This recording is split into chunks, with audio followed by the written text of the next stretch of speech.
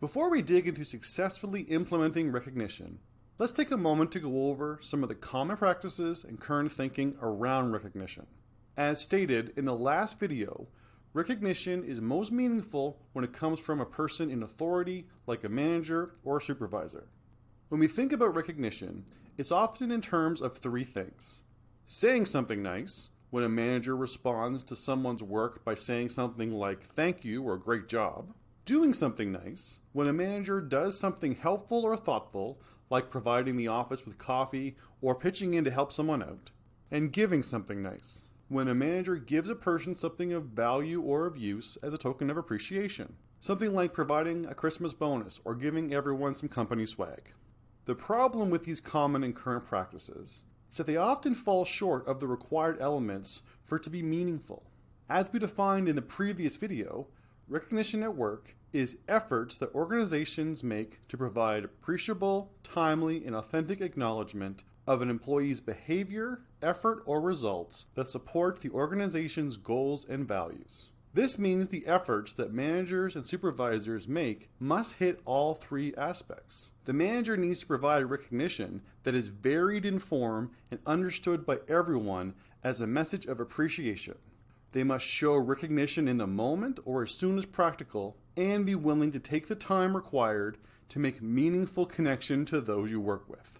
When recognition is not appreciable, the message can get lost or be unclear about its intentions. If someone does not use varying forms of recognition and they rely on a single method of expression, for example saying thank you, then it can become a common response rather than a meaningful expression of appreciation. When recognition is not timely, it can seem like an afterthought. If managers wait until the yearly barbecue to say, "Thank you everyone for your hard work this year," it is not likely that employees will connect this thank you to the hard work they did during specific times of the year, which can make the expression of appreciation seem hollow. When recognition is not authentic, it does not convey appreciation. It is simply a confirmation that something happened. If there's no sincere connection, they are just statements without meaning.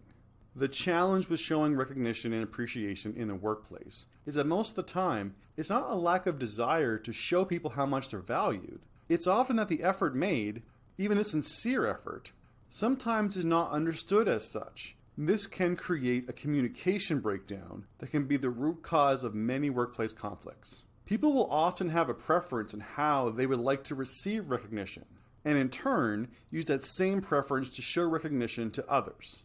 Let's look at an example. Terry is Matt's manager. Matt did something above and beyond for Terry.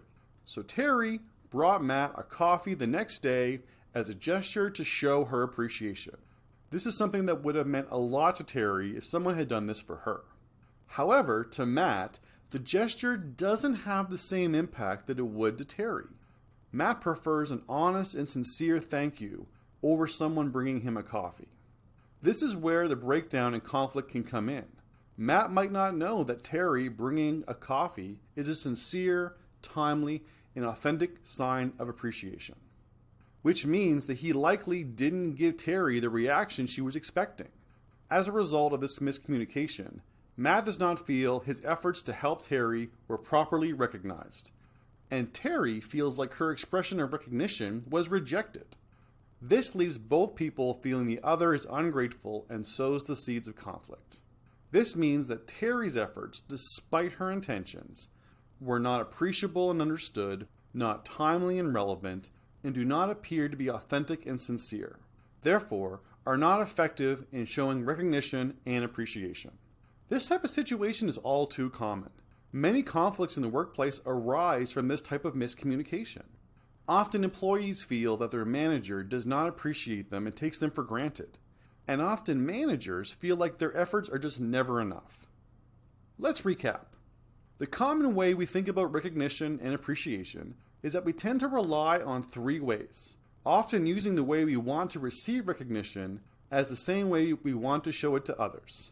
This causes us to often overuse methods of recognition, which will often create a communication breakdown that can make recognition not be appreciable, timely, or authentic, and that can lead to conflicts and poor morale in the workplace.